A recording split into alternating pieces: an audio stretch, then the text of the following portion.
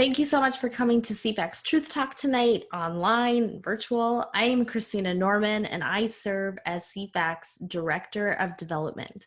CFACT has a history of speaking truth to power, albeit usually on issues like climate and real energy, taking on the radical green left. But over the last 35 years of educating and advocating for sound policy, we've seen how the left operates, and we couldn't help but notice that it's the same game plan the left has deployed that's being played out in front of us in today's current events. Time and time again, the radical left has hijacked whatever issue is raging at the moment, and they use it in a thinly veiled attempt to institute socialist policies. To, as we said in the title of tonight's event, turn America socialist red. Unfortunately, what could become a meaningful and important discussion on race, equality, and justice, that's been taken completely over by radicals like Antifa and the far left. Tonight we'll hear from two different speakers, and then we'll have time for questions. So please drop your question below in the Q&A section, and we will work to get to as many as we can in the time that we have tonight. To start us off tonight, we have Stacy Washington, the co-chairwoman of Project 21, a program from the National Center for Public Policy Research. The National Center for Public Policy Research is a communications and research foundation dedicated to providing free market solutions to today's public policy problems. Project 21 was created to promote the views of African Americans whose entrepreneurial spirit, dedication to family, and commitment to individual responsibility have not traditionally been echoed by the nation's civil rights establishment. Stacy, thank you so much for being with us here tonight, and take it away. As Christina mentioned, I'm one of the co-chairs of Project 21. We fall underneath the umbrella of the National Center for Public Policy Research, which also has as one of their programs the Free Enterprise Institute. And so we've got a lot of things that we're really interested in, mainly limited government and freedom in a nonpartisan way. And so it was really interesting to see what the topic was going to be tonight and get invited to share with you this evening. And I want to start off by discussing something that we're very proud of, and it's our blueprint. And I'm showing you here on the screen. It's actually very small. That makes it easy to read. It's also posted online. You can navigate to it if you go to nationalcenter.org. And in the blueprint, A Better Deal for Black America, we outline 57 policy initiatives that are budget neutral that actually improve the lives of Black Americans. And by extension, really, these are good ideas for all Americans, but we specifically cater to things that will improve the lives of the Black community in America because they experience the highest level of poverty and negative socioeconomic factors. And so our key areas of focus and recommendations include educational choice, improving higher education, reducing Black unemployment, strengthening faith-based communities, promoting self-determination, and improving the relationship between police and Black communities, which is a pretty interesting one for this part of our timeline. And then ending excessive regulation, stopping wealth transfer from the poor to non-citizens, and reducing economic harm of excise taxes, and then reforming the criminal justice system. So I specifically want to talk about our minority impacts assessment and blueprint that was in the blueprint. So we feel that a one-size-fits-all approach to regulation is entirely detrimental to Black communities, especially poor Black communities. It harms them, and it puts them in a position where programming that works in one area doesn't always work in another area. And the founders knew that. That's why we have federalism, and that's why you have the ability to make changes in your state and local government. And over here in Missouri, I would not want those same changes here because we have different economic conditions, different factors, different population. And so to say that we need to have a one-size-fits-all climate policy, and we need to take the language of the civil rights movement and couch that climate policy within the language of the civil rights movement, use that to bludgeon Americans into accepting a lot of command and control structures, instead of saying what works for these communities here, what works for this state, and how can the federal government cooperate and or get out of the way of these communities as they address their energy needs or their environmental needs or their jobs needs, whatever the case might be. Let those communities be in charge of addressing those needs. And this also applies really perfectly to policing. So I know we're not here to talk about that, but I just wanted to add that in because it's something that we're really, it's, you know, we're not seeing America's cities burn down yet over climate change, but we certainly, it dovetails together. So our minority impact assessment would subject all new major regulations to an examination of potential negative effects with regard to factors such as job growth, wages, homeownership, consumer prices, and more, as they pertain to minority communities in particular, and in the general population as a whole. So no one is unaddressed here. Everyone is included in the equation. Everyone's needs and concerns would be considered so that unintended consequences wouldn't be the rule of the day. They would be the exception, not the norm. And if after this minority impact assessment is undertaken, it's found that the actual proposal is harmful to this smaller, so the minority population, that community, then we know it would eventually be detrimental to the larger, greater population. So then you have to look, the government would have to look at less harmful alternatives. So this has actually already been taken to the Trump administration, and they've loved a bunch of our ideas. They've implemented a few of the policy recommendations that we have in our blueprint. And so I'm really excited tonight to discuss how the radical left and Antifa are utilizing the language of the civil rights movement and really just the race card to try to get Americans to go along with what is not just unsound policy, but job killing, job destroying, economic mayhem. It's just the worst possible ideas, all packaged and couched from children. Children are promoting this stuff. People are promoting this under the guise of civil rights, and Black people are being used as the main reason for all of this, when really Black Americans, just because we're permanently tanned, it doesn't mean we have any kind of special monopoly on needing to be the face of victimhood for your particular cause. And I just wish that these well-meaning liberals who seem to care so much about Black lives would look at what they're proposing: the job killing, the job destroying, the economic harm, the inability for people to access the simplest of things like being able to pay for their electric or their gas, or even having access to those things. If they would look at that and then consider the fact that they're hurting people. Their proposals would hurt people. The fact that they're putting these forward and distracting away from real solutions is hurting people. And a lot of those people happen to look like me. So thank you for having me tonight here for this presentation. I look forward to the questions and the answers and getting into this. Thank you, Stacey. Next, we have AK Kamara. AK is a former CFACT staffer, and now he's a small business owner in St. Paul, Minnesota. AK is extremely active and has been for a really long time in the Republican Party politics in Minnesota.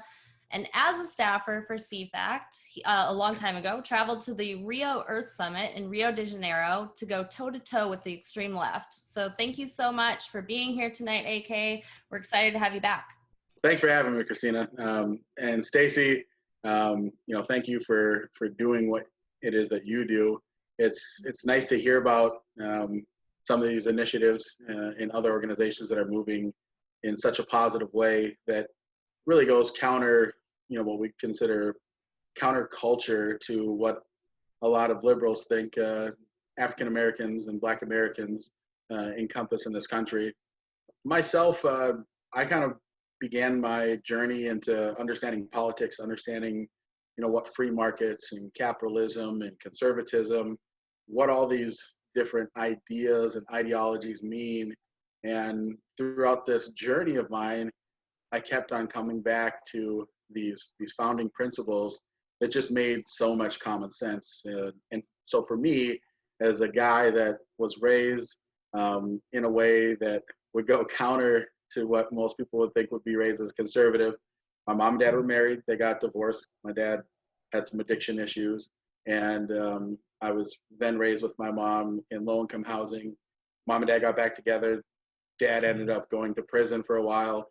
And so people wouldn't think that someone that grew up on welfare with criminality in my background from my parents, that I would grow up to be this conservative that I am today.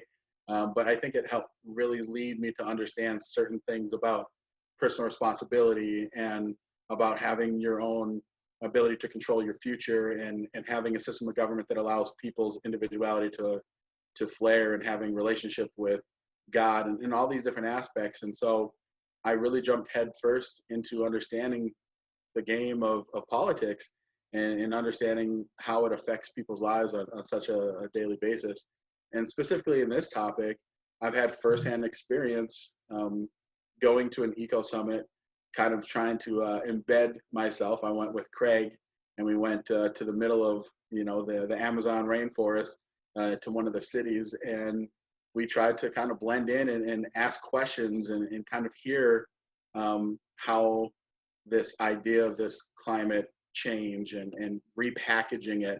And so this actually goes really well with what the topic of this conversation is going to be. It's the left has been able to take different premises, different ideas, and repackage them into a politically expedient, bite-sized piece. And this current economic culture and environmental culture is no different than the ones before us. And I hope we can kind of chat a little bit more about that. But I really do look forward to having this conversation with you. All right. We have so many questions to get to tonight, you guys. They were emailed to me. They were sent to my Facebook. People are excited to get these questions answered. So I'm going to start with one from somebody in Virginia. Recently, a NASA scientist named Dr. Kate Marvel linked climate change to white supremacy in June of 2020, so that was this month. She said climate justice and racial justice are the same thing, and we'll never head off climate catastrophe without dismantling white supremacy. End quote. Does this strike you as something legitimate, namely that white supremacy is driving climate change, or do you see it as someone who is, as we were talking about, using the current discussion on race as a way to promote their cause? Oh, well, I'll dive in. That is just garbage, what she's said. Now, first of all, I tend to really perk up and listen when someone's a scientist for NASA. That to me is a credential that is very difficult to attain. And not only do you have to be educationally advanced and have, you have to have all of your education plus some, but you also have to be the cream of the crop, the very, very tip top of the very best of scientists, because everyone wants to work at NASA, and everyone can't work there. So it's kind of amazing to me that Dr. Kate Marvel would say that white supremacy has anything to do with climate change. Now, first of all, I reject the premise that America is rife with white supremacy. I'm sitting here on this is a Zoom call. I'm in a studio that is at my house where I broadcast a radio show. We live in the suburbs. My husband and I, we're going to order out tonight when we get done with this Q&A. And so I just don't see how any angry white guy that I've never met before is, puppet mastering my life and preventing me from doing things that I want to do. I work where I want. I live where I want. My husband and I are able to accomplish things. It's hard sometimes, but that's not because of white people. And I have experienced racism, because I know there's somebody out there who's thinking, well, you just have never had racism. Yeah, I've been called the N-word outside of the Sears store. That was just 2 years ago, I think, in January. My husband and I were leaving the store, and someone let their window down and screamed that we were the N-word.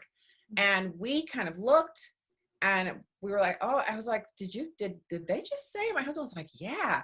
And then we got into our talking minivan. It tells you, please fasten passenger seatbelt, and drove onto our house and, laughed about it, because just saying that word to us doesn't actually do anything to us. Yeah, it was a little shocking, but it doesn't do anything. And there are situations where racism can negatively impact your life. And there are things that you might miss out on, or you might say, wow, I didn't get that opportunity. But I choose to see it as an opportunity that I didn't get, whether it's because of racism or because me and the person had bad chemistry, whatever. And that just wasn't what I was meant to do. I'm meant to do something even better than that. And so I just keep on going until that materializes. And as a Christian, it is completely antithetical to my belief system that some human being is who I should fear. I don't have to fear any man on earth, because I believe that a higher power is absolutely the one that can control my existence far more than some rich imaginary white man who, quite honestly, we all know that people are extraordinarily self-interested, and we are most concerned with ourselves and that of the welfare of our loved ones, the people who live at our house. We're pretty self-centered, we human beings. So the idea that someone's taking time out of caring for their own family so that they can control me, and they've never met me before, that white supremacy is an insurmountable barrier when Oprah is swanning around among us with 3,000 trees in her front yard. The Obamas own 8 homes. One is waterfront, even though the climate is going to bury the entire eastern seaboard, they still bought in Martha's Vineyard on the water. If these things exist, if the Obamas exist, if the Clintons exist, and cohort, and were literally subverted by the Obamas drove a stake into the heart of the Clinton dynasty. How does that happen in a world where white supremacy is the rule of the day in America? There's just so much proof that white supremacy is not our problem that it basically eliminates her quote. She says climate justice and racial justice are the same thing. Well, we already have racial justice, which means we already have climate justice. So she basically negated her entire own argument. Cell phone, that's what that was. I just love the hypocrisy of the left, and it's so clear, especially in these times. I'm going to toss in a question from somebody else. It kind of ties into what you were just talking about, Stacey, but it's, are people of color actually at a disproportionate disadvantage, or because we're seeing that line with COVID-19, that they're more at risk because of the color of their skin.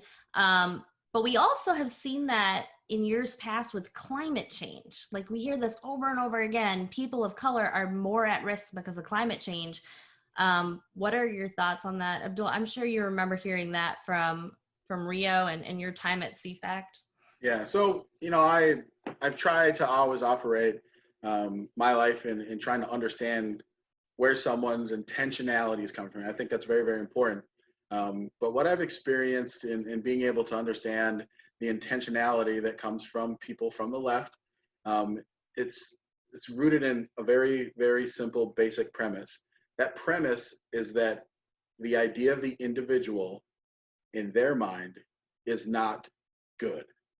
That individuals create a society in which capitalism and free markets flourish, and that people can't be controlled. I believe the intentionality of climate organizations and really this leftist ideology is that if they can get people into groups and you can clump them together, that you can achieve a complete fundamental reshaping of Western civilization. I know that it might sound a little bit far-fetched, but I like to really think hard about these things. So if I say that I think that climate's important, I can try and find a way to get people to buy into that, and things just aren't working. The numbers aren't showing. There's not enough of a call to action. The redistribution of wealth wasn't really going off as good as they had hoped it to be. So now they see that there's this new target. And this new target is people really seem to care, which is not a bad thing, right? Like, if you care about racial disparity, I think that's a positive thing, like in general, right? Like, if you want people, regardless of their race, to be able to flourish, that's a positive trait. But they see that there's this kind of, this is the hot button thing, and it has been, since about 2015.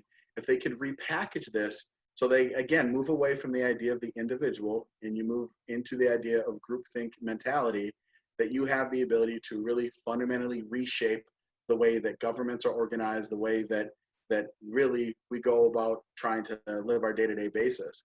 And that's exactly what you see here. So when you have this idea that you say, well, these people, this group, are being negatively affected by X. Right now, that hot button is racial equality.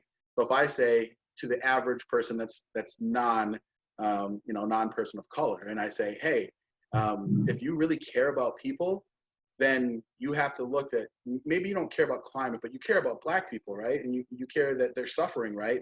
So if you can just understand that if you want to help them suffer less, that you should really need to implement and just accept these ideas of redistributive policies where we start to take money away from, you know, law enforcement by abolishing or defunding the police and start to put it into, you know, greater social safety nets. It's redistribution. And so that's really what this comes down to, is that you can take any data and you can find correlations, but we all know that correlation does not equal causation. And so if you can say, okay, well, we're looking at these people and we can put the data set and say that people are being impacted negatively by climate change and say, oh, look at Black people are really being affected negatively.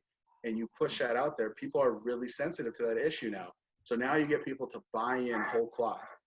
That now the initiatives that you start pushing forward that are reshaping the idea of the individual to the idea of the collective and the group, it's already primed you up, and you're just going to start accepting what is said. And that's what happens, and that's what's happening right now, is it becomes the main narrative that you just accept things as is if it relates to any type of racial equality. And that's no different than what it was before when they wrapped it in sustainability. Back when I went to Rio, it was all about sustainability. You know, rich people have too much, the wealthy nations have too much, and if they use too much, the poor nations don't get enough. And you care about poor people, don't you? So you have to use less, you have to consume less, you have to be able to bring our level of productivity down so you can lower our waste. That's how it was packaged before, but again, you got to find a new way to repackage it when you're not getting enough people to buy into it. Yeah. Kind of along that same vein, Stacy, somebody sent us this question relating to Greta Thunberg, the teen climate activist. And she recently warned of, quote, colonial, racist, and patriarchal systems of oppression that have created and fueled climate change. So kind of the same vein, but what is your impression of an activist like Greta who made her fame in the climate change issue, speaking out for a cause like racism against people of color? Do you think that she has a platform to stand on there, or is she just, again, using this as a way to further her own cause, whatever that may be? So the latter. First of all, she's a child. So our youngest child is around the same age as Greta Thunberg. I may have like paused her. You know how when you see a friend's child and then 3 years later you see the child and they're bigger and you're shocked because in your mind the child is still 6, but 3 years have passed.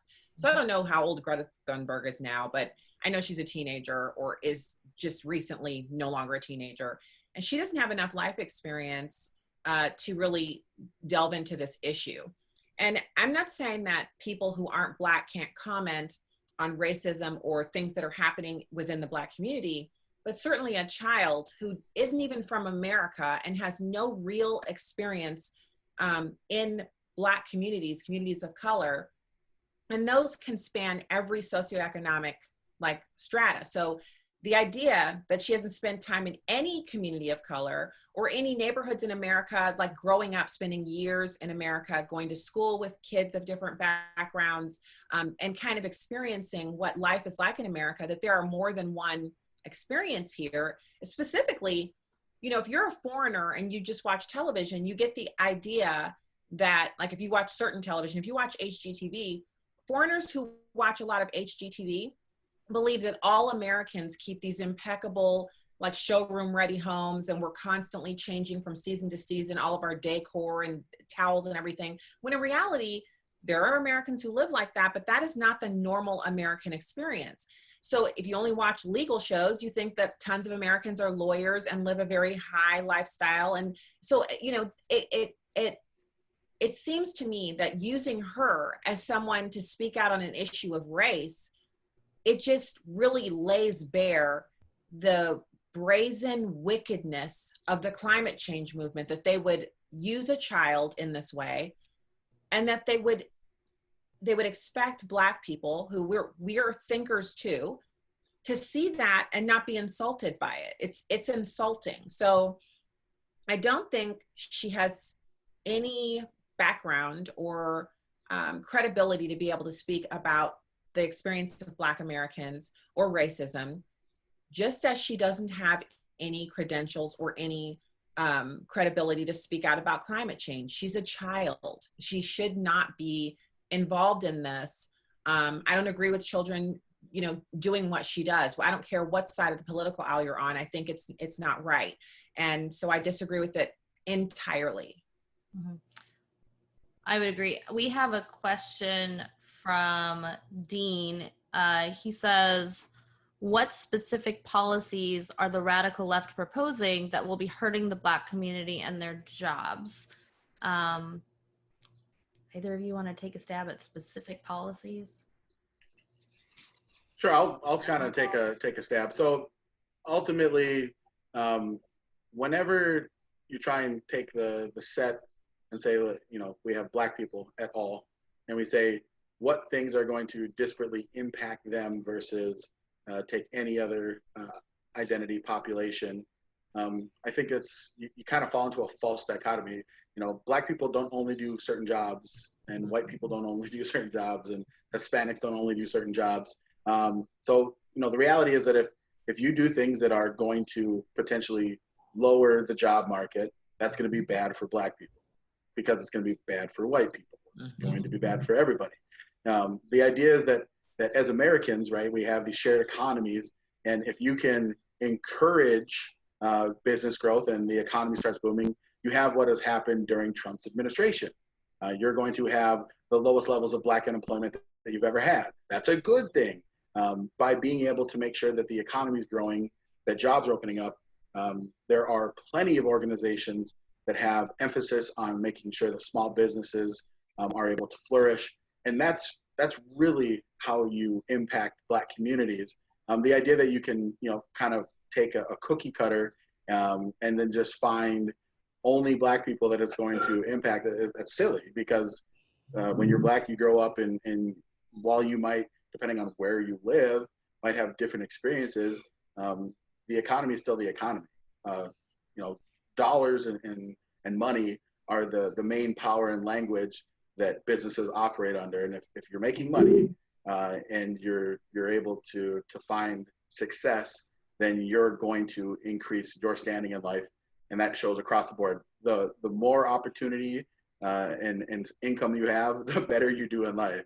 But maybe Stacey has some specific policy issues that she's heard about, but that's just how I see it, is that the Black economy is the American economy. If the America is doing better, Blacks are going to do better. Yeah, I co-sign what AK just said there. I know one of the things that they're really big on is the Green New Deal, and it is absolutely terrible for every American. And so if the Green New Deal were enacted, I just have a few notes here. Every American household would pay $65,000 per year to foot the bill, and that total price tag could reach as high as $93 trillion for the first 10 years alone. Now, I don't know about you, but I like to pay attention to the median household income for a family of four in America. Now, it's been pretty wonderful. This last 4 years, it's risen almost $10,000, but the median household income for a family of four is $68,000 and some change. So how would a family at the median afford the Green New Deal? That's not all. The estimate is that nearly 75% of the economy would be spent by the government. If you take away just the promises and just the cost of the Green New Deal, so the original silo that is the Green New Deal, those promises without the extras would actually be $6.6 trillion a year. That's 3 times as much as the federal government collects in tax revenue. That's 34% of the GDP.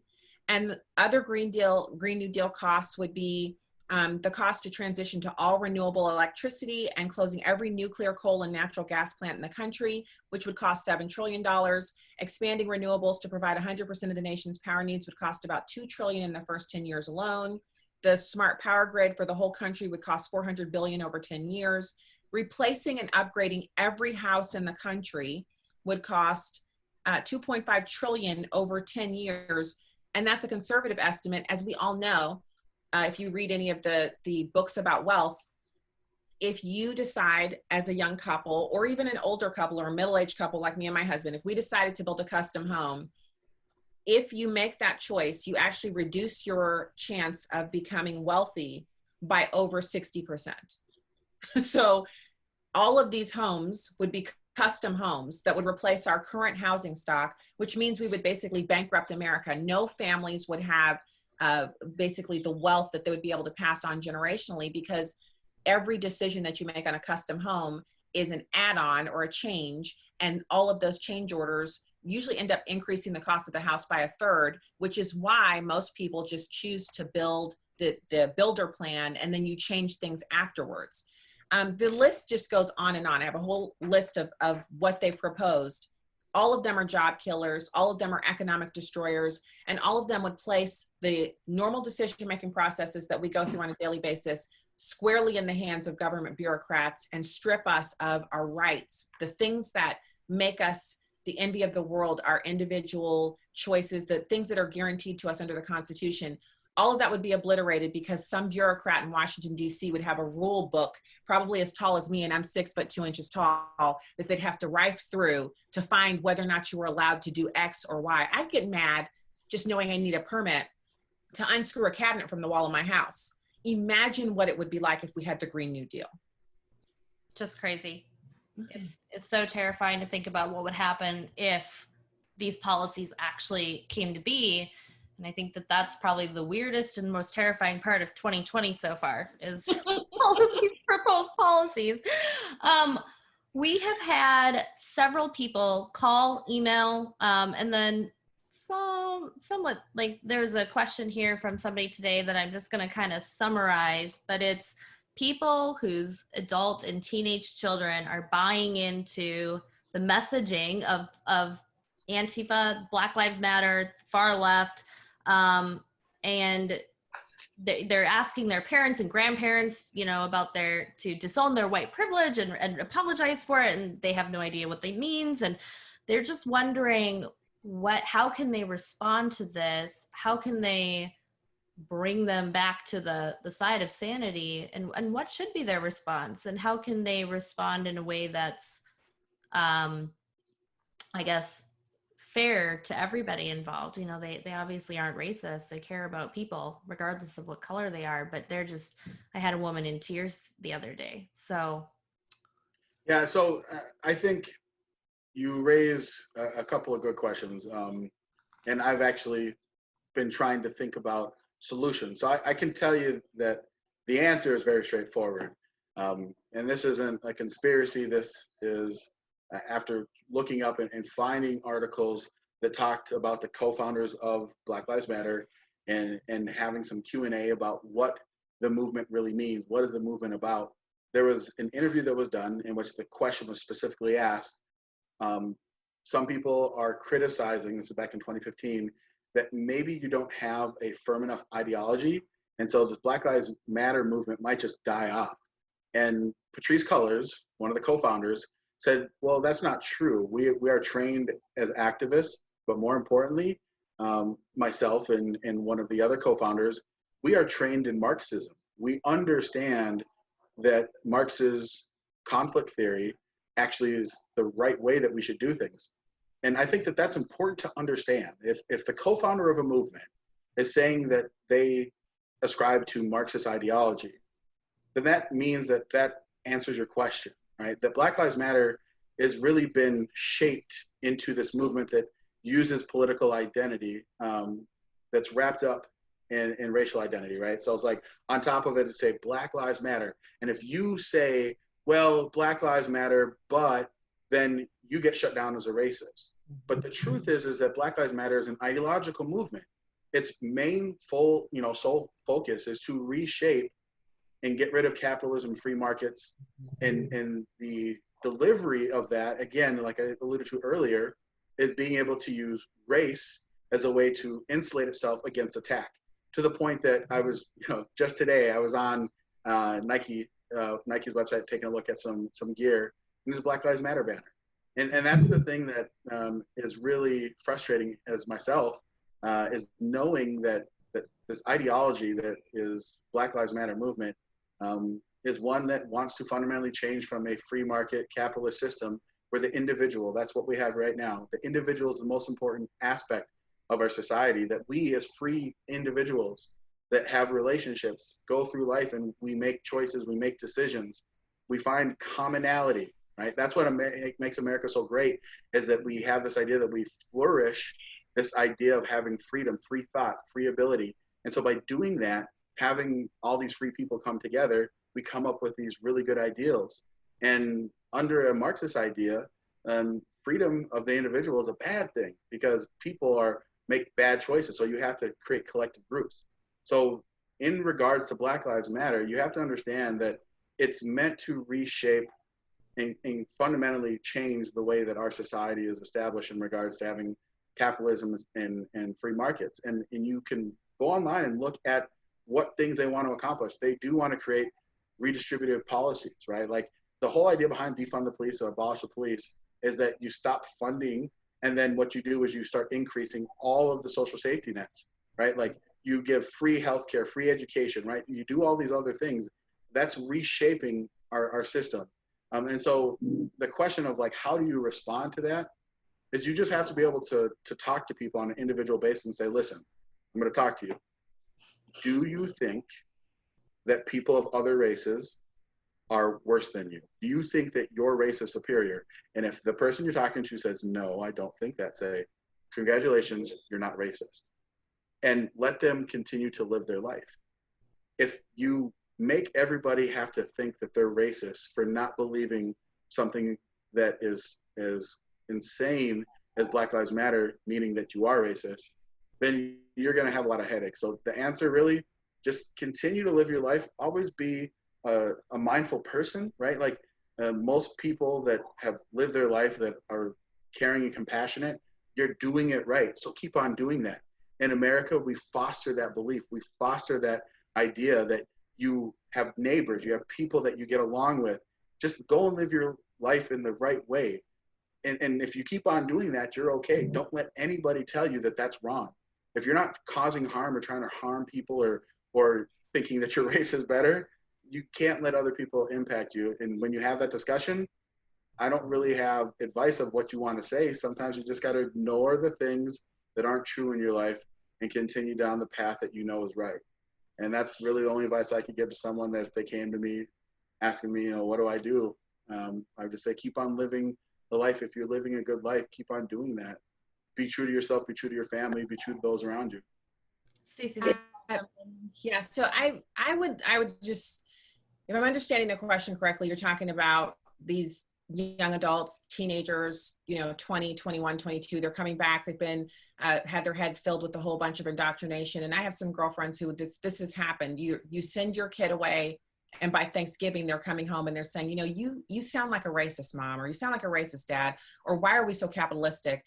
And so this is a conversation where, first of all, as a parent, I'm just advising all you parents out there, take a few deep breaths and understand that this is a conversation. You won't end it or complete it in one sitting. So you won't deprogram them in one sitting. But what you can do is start from the place that they know, which is that you love them. You've taken care of them from pillar to post, from the day they were born, before that, if you're their mother, all the way until this very moment. They're sitting there doing whatever they're doing or holding whatever their ideas they're holding because you've been taking care of them. If they're in college and you're funding it, you're literally giving them the opportunity to go and get this education. And so you start from the place that they know, which is that you love them. And then you kind of walk them back from the edge, which is you're a capitalist and a Marxist and you hate Black people. Or not a Marxist, but a capitalist and a racist, and you hate Black people. And you start from the place that is the truth, which is you ask them, why do you think that? They will begin to tell you what they've been told. And then you just calmly dismantle a little bit at a time as you continue to pass the desserts and whatever else you've got going on. Continue to share as you unpack it. Don't lose your temper. If you have to say, you know what? Wow, this feels really volatile. And I just want to sit and talk to you and eat and hear about what you've been up to. And maybe can we circle back around to this after dinner so you can go in the bathroom and splash some water on your face, maybe throw back a couple of glasses of wine, whatever you got to do to calm it down. And then you begin to talk to your child, because this is still a child. For the boys, their brain doesn't fully develop until they're 25 years old. For the girls, the emotional development continues until the day you die, because that's just the way we're wired. So you're going to talk to this person, this young adult, reason with them, and you're going to give them the facts, which is that you're not a racist. And they didn't think you were a racist before they went to the school. As you begin to talk to them, you might say, oh, wow, I need you to see something. And I think one of the videos that I would recommend every parent out there, you can go on Instagram and find it. You can go on TikTok. You can go on YouTube. Find any one of the now hundreds of videos of Black women. They're in the grocery store. They're screaming and crying, and they're angry at Black Lives Matter and Antifa for burning the store to the ground. I watched one at about 5:30 in the morning yesterday. I felt like crying. I don't know this woman. She's on the video. She's got her phone, and she's walking through the grocery store, and she says, every grocery store in this neighborhood is like this. She said, I can't buy any milk. I can't buy any diapers. I can't buy any food. She said, we were scared to leave the house. Now we can leave the house, and all of the grocery stores are like this. She said, what am I going to do? Now, this is a woman who she's obviously experiencing now food insecurity as a direct result of rioting and violent acts undertaken by Black Lives Matter and the Antifa. You show your child that video and ask them, who hurt this person? This is a Black woman. She's a mom, and she wants to buy food and groceries, and all of the fruit is on the floor. Everything that can be purchased is on the floor, and it's been trampled. The store has been ransacked. It looks like a war zone. Who hurt her? Was it you as a white person? You as a person who's in the suburbs? You never met her. You've never done anything to her. You probably helped put her kids through school, because suburban districts help fund inner city districts. The school formula for most districts, that's how it works. Most well-to-do white people, through their taxes and through other initiatives undertaken to equalize and ameliorate poverty, are actually supporting poor Americans every day. Most Americans, I know at our family we do, we work the first almost 4 months of the year to pay our taxes before we start earning any money for ourselves. And those taxes go to fund programs that help the poor. So yes, some of it goes to roads and bridges, but the majority of it is spending on entitlements. So once you start talking about that in a calm way, once you haven't lost your temper, once your child realizes that they pushed the button like their teacher told them to, and you didn't lose it because you know you're not a racist, so you have nothing to get upset about. Yeah, you're maybe upset because your child is talking like this, but it can be fixed. The same way maybe you had a temper tantrum, or one of our kids was a temper tantrum, or she could cry for 55 minutes. She'd actually take a 10-minute nap to rest herself up and then scream for 55 more minutes. My aunt told me it would pass, and it did. Every problem we've ever had with our kids that I've cried myself to sleep over has passed. And this problem will pass too, if you make the decision that you're not going to lose your temper, you're going to do your research. And when your child comes home, you're going to be prepared to deal with these issues. And then if your children are not yet in college, if they're still in high school, my recommendation to you is that you interview these colleges the way they're interviewing you. Find out if it's a radical leftist organization. And then instead of the name value or the best, football team that you can go to the games while your kid is in college, choose a state school. Choose a school that doesn't have so much name ID, where they'll get an education without the indoctrination. Those universities still exist. Protect your child from having to go through this where you have to deprogram them. But if you're already in that situation, like the questioner, you can fix this. It's not insurmountable for you. You love this child, you raised them, you're paying for them to go to college. You can help them get through this and still be a clear-headed, thinking, God-fearing, America-loving citizen at the end of their education. It's more work, but it's worth it. It's your kid. I would do it for our kids, but we chose to send them to state school, which is cheaper. It's closer. And I see them more often. If I say I'm cooking pot roast, they're here in an hour and a half, and they're not getting the indoctrination. They're getting some, but it's not to the degree that they're coming home like changed people. Mm-hmm.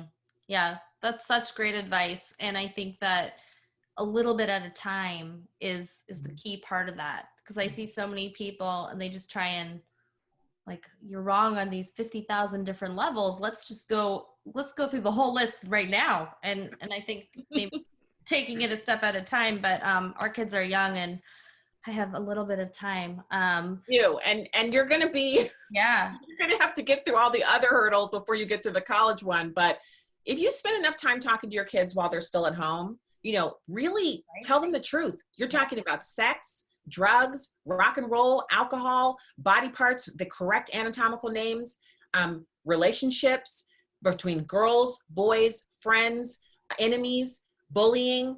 If you're really just openly talking about this stuff with your kids, then when it comes to this radical professor crap, like our daughter, when she first got to college, she was like, Mom, look at all these choices, all of the choices for this answer. Cause they're in class and they have the big, the huge screen. And so she just took a picture of it with her phone. She was like, every answer is evolution. So we laughed. She was like, Mom, I feel like I want to argue with this. I said, I just texted her right back. I was like, no arguing. What is the correct answer? Make sure you know it for the test. You don't have to change your belief systems, but you do need to get an A on the test. So, right. You have to work the system that you're in, because you're not going to change a professor's mind, but you can know what you know and learn the material and be prepared for the test and move on. Because you're just there to get your bachelor's degree so you can go on and get your, she wants to be a veterinarian. I'm like, so you're going to learn all of the evolution stuff, and then you're going to go to Bible study once a week and church once a week, and you're going to still keep living. So just do it and get it over with. Yeah. The kids need to know they can reach out to you about anything. If your kid thinks they can talk to you about two girls kissing or anatomical parts or any kind of sex, if they know they can come to you and talk about that, then they'll have no problem discussing the radical Marxist theory that their teacher is introducing in psychology, which that is also a story I could tell.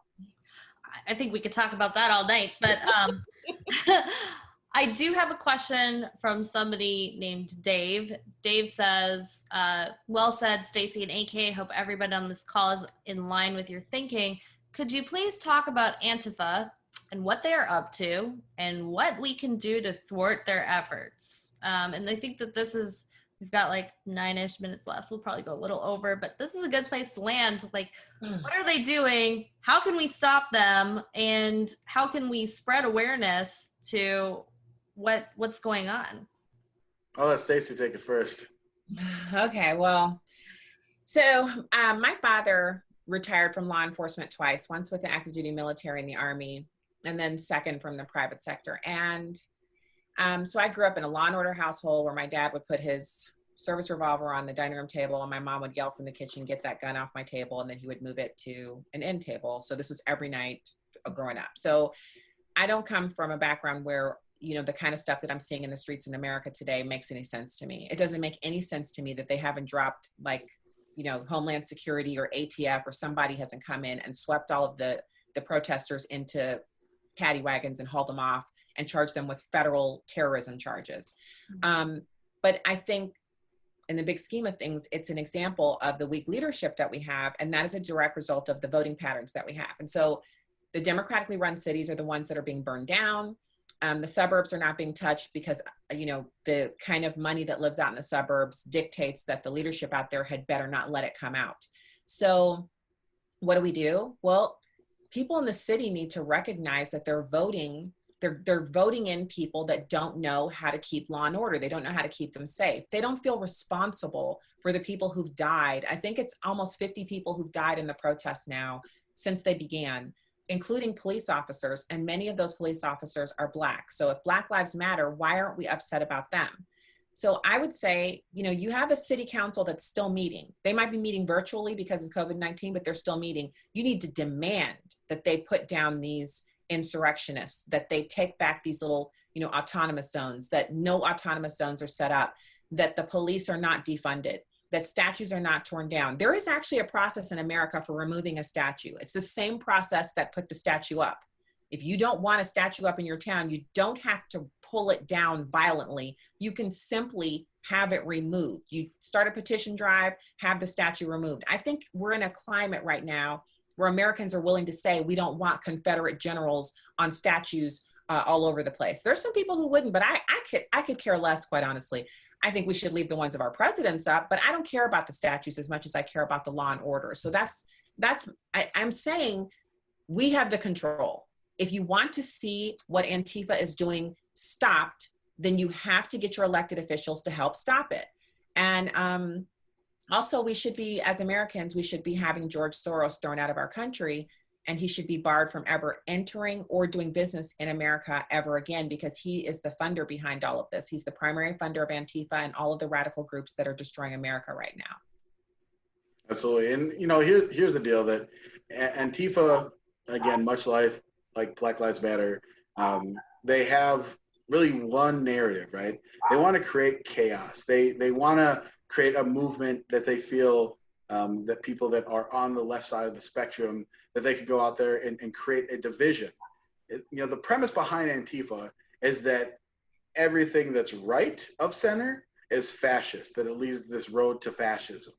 So if that's the basic premise that they're operating from, and they're trying to take this moral justified position that we are anti-fascist, right? It's kind of insane. So I've adopted this very simple philosophy, and my philosophy is that you just don't feed into the crazy, right? If I go and I bring a group of a bunch of protesters, and I'm going to go confront Antifa, there's going to be two possibilities. We're either going to yell at each other, and that's all we do. We just waste 2 hours, 3 hours yelling at each other, or we're actually going to have a physical confrontation, and someone's going to get seriously injured, which does no good to our cause or to the other cause. So much like the other radicals that exist, the less attention you pay to them on an individual basis, the less impact it's going to have on your life. The crazy radicals are always going to exist. Let law enforcement do their job. You know, assuming that we still have law enforcement in this country, but you have to let them do their job. But as an individual, there's no point in quote unquote trying to fight Antifa. It does nothing. It just helps to add fuel, because they want those skirmishes.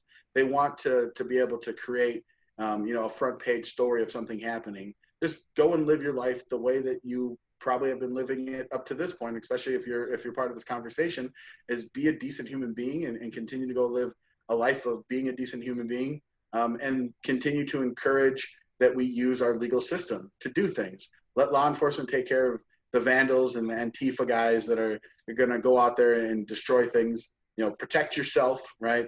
You know, that's always like a fundamental thing, right, about being a free American is in a free society, you have to be able to protect yourself, because in a free society, there's not going to be a cop around every single corner. So continue to do those things where you're just going to protect yourself and your family. I know that I carry, if your state allows you to carry, which, you know, every state should allow you to carry, you know, I do that. So just go and live your life. But when it comes to Antifa, you know, there's really nothing more you can do other than let this system work the way it's supposed to work. If there's people that are destroying property, you know, call the authorities, do what you have to do. And like Stacey said, encourage your local legislators, you know, have a voice so they don't allow this craziness to, you know, fester in your city. So I would say that that's the best way to go forward. Yeah, thank you both so much for being with us tonight as we had the start, I think, of what could be a really big conversation. There's so much to unpack with all of these issues. And, you know, I would encourage our audience tonight to continue the conversation on our social media pages, on our website, and the discussion, cfact.org. The entire video from tonight will be up on our website tomorrow. You know, I thank you, Stacey, for the work that you're doing with Project 21. I was reading up on it. It sounds just amazing, and it's so needed. And it's another great example. I think CFACT's work, you know, is an example of how free markets can solve really any problem. And your work is just an extension of that same idea, which is free markets are the best policy. And we just have to spread awareness to what's going on, to what the real agenda behind all of these things are, behind the climate change movement, behind the Black Lives Matter and racial movement, and to expose Antifa and these other groups. So thank you so much for being with us tonight. To those questions that we just didn't get to, I can try and send some of those to these guys separately, maybe, sure, and they might respond. So thank you guys, and we'll look forward to continuing this conversation, like I said, on social media.